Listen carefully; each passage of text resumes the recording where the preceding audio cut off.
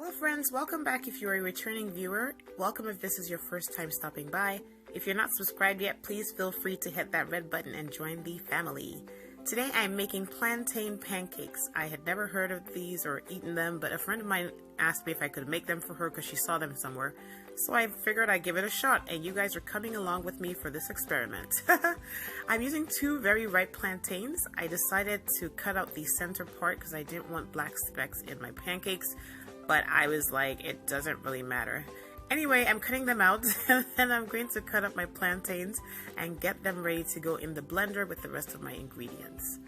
1.5 cups of all-purpose flour, 1/4 teaspoon of cinnamon, 1/4 teaspoon of salt, and a 1/2 teaspoon of baking powder, 1.5 tablespoons of melted butter, 1 teaspoon of vanilla, and 1 cup of evaporated milk.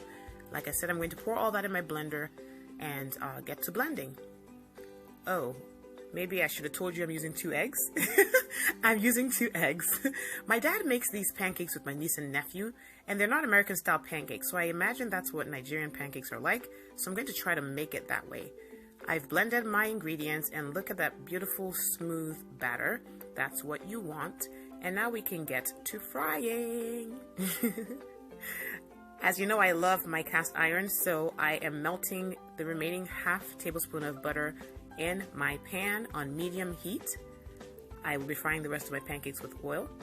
I'm using my 1/4 cup as a measuring tool, and I'm just going to pour that into the center of my pan. I will swirl it around a little bit so that my pancakes are not too thick. And then I'm just going to watch for the bubbles. And then once I see the bubbles, that means it's time to flip. There we go. If necessary, give your pancake a gentle tap. Alright, and then just cook the other side and get it onto your plate. So that's all the oil I'm going to be using to fry all of that batter.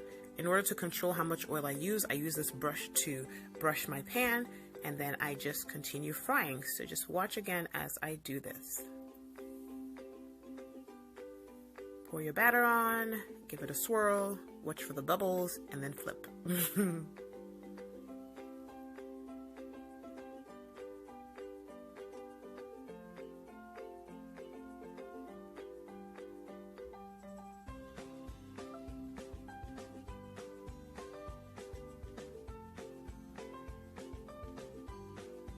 Beautiful.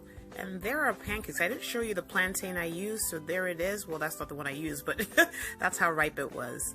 Yeah, but our pancakes look beautiful. They taste okay to me, but I'll let my friend comment down below and tell us how they were.